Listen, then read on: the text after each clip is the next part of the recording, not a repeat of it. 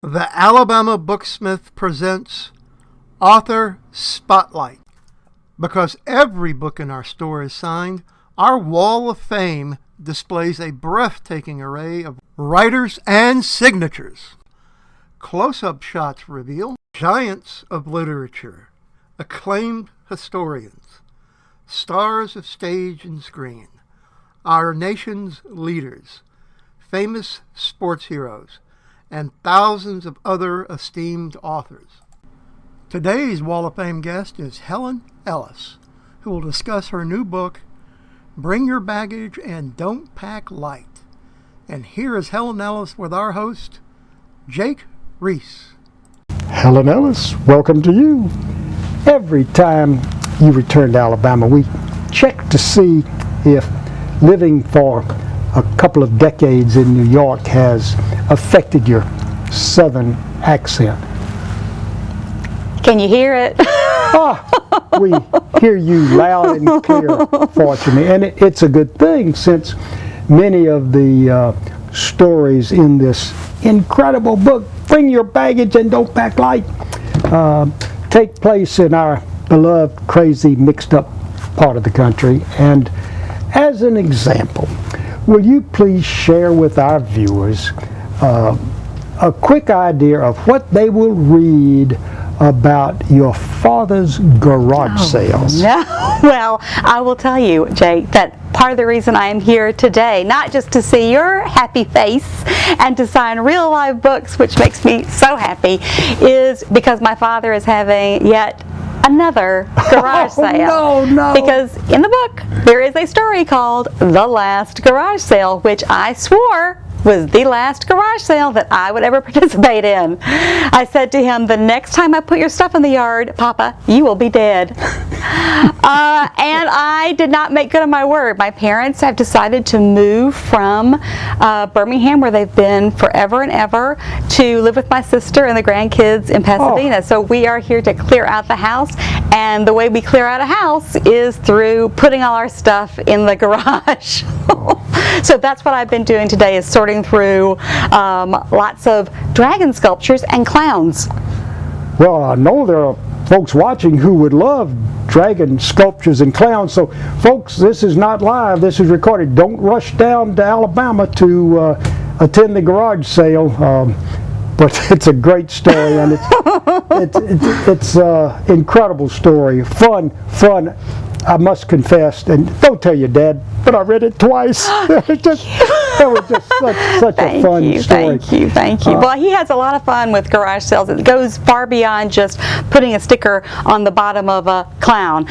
His favorite game to play at a garage sale is $5 mystery box. Do you know what that is? I have no clue. $5 mystery box is you put a bunch of precious memories into a box, yes, artifacts, and you just tape it up and you write $5 on the side, and someone will ask, what's in the box? And the answer is $5. You find out. Can I shake it? Nope. Can I lift it? Nope. So you just have to sort of pay your money and take your chances, and no one ever in my 50 years has returned a $5 mystery box. That's awesome. See what you have in store. I love it. Many of the stories, of course, take place in the South, and many take place in New York, where you've lived for quite some time. Yes. Would you give us the synopsis, the quick rendition of taking your friend to receive Botox? Well, it was really back alley Botox. This was my friend Annie, and she comes to me and says, come hold my hand while I get Botox. And we do not go to a fancy Upper East Side plastic surgeon with a brass placard on the door. We go to what looks like something out of Law and Order, a building that needed a good scrub down and Purelling. And we go into a very deserted hallway with a line of those mailboxes where you just don't know where you are, and up an elevator into a deserted hallway lit with morgue fluorescent lighting, and into a tiny apartment filled with birds and children's toys and a futon, and out behind a bookcase comes a cat lady And when I say cat lady, you may or you may not know what I mean, but that is what we call ladies who have had too much plastic surgery. So a lady who is pulled tighter than a Christmas bow and has had way too much plastic surgery. And she brings my friend to her operating table, which I think is a used massage table, and says to me about my friend who is 4 years younger than me, so is this your daughter? Oh, wow. To which I became a full gargoyle, which happens to me when someone says something so insulting. I just go gargoyle.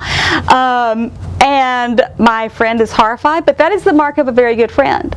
My friend has never told that story because it makes her look very, very good and me look very, very bad. So she left it to me to tell you such embarrassing stories, and that's only the tip of the iceberg of, you know, or the tip of the Botox needle as to what type of embarrassing stories are in Bring Your Baggage. That is the tip. Some of them are not for prime time, folks, so you want to read in the privacy of your own bedroom with the door closed. Well, as my Uncle Will said when I sent him an early copy, well, you really let it all hang out.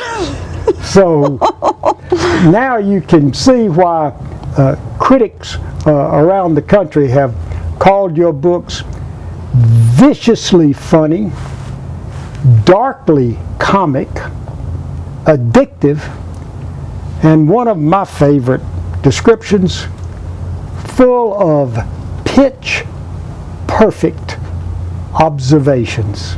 Thank you. And well, it's true. It's true. I can't talk enough about it.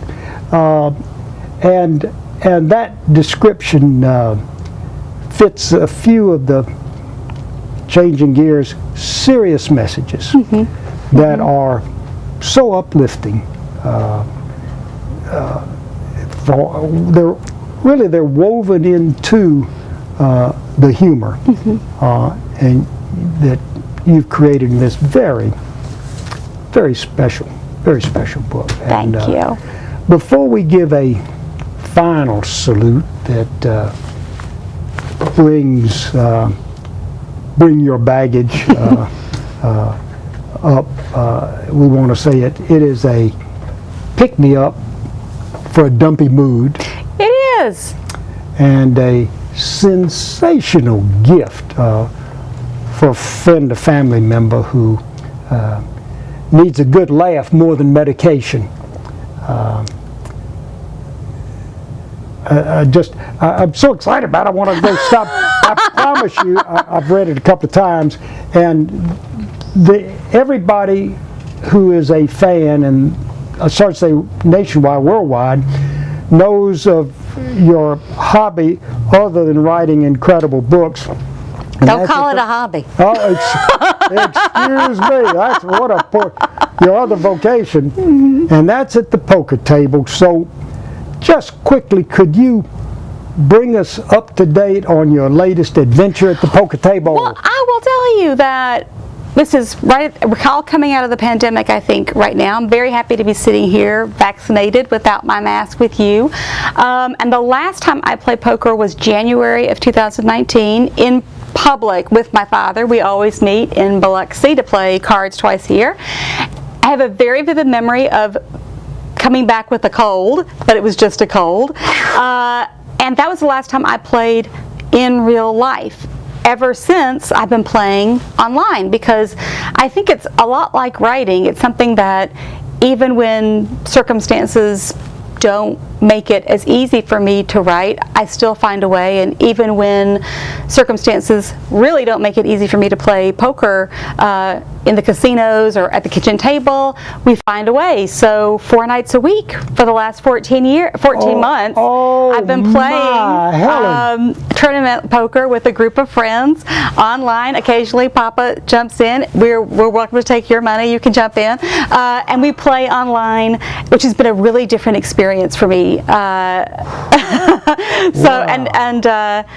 Very addictive, and but something that I sort of had to adapt so I could keep doing it, because there have been times in my life, as you well know, that I haven't been writing.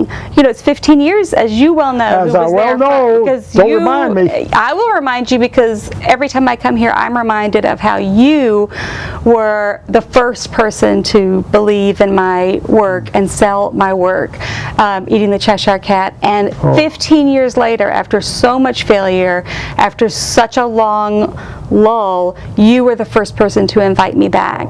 And now this is the third book in 5 years, and I'm so appreciative. But the other side of this is I never stopped playing poker. I may have stopped writing, but I never stopped playing poker. Well, please don't stop. Please don't stop. I love it. I love this book. And you're as much fun in person as you are on the page. Thank you. Thank you. Well, I try. I think, you know, with Bring Your Baggage, it's stories I've always told my friends about my friends. Every story in the book is me saying, look how amazing my friend is. Look how amazing my friend is who beat cancer. Look how amazing my friend is who got out of a bad marriage. Look how amazing my friend is who had a baby at 50 years old. Look at how amazing my sister is who helps me help my parents clear out at a garage sale. I want to reiterate before we close down that we've spent all this time talking about how incredibly clever, funny, there's uplifting parts of this book that you might shed a tear over.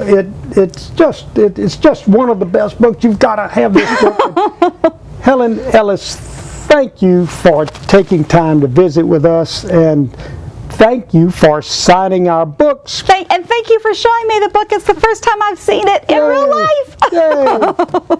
And you may purchase signed first editions of Bring Your Baggage and Don't Pack Light at alabamabooksmith.com.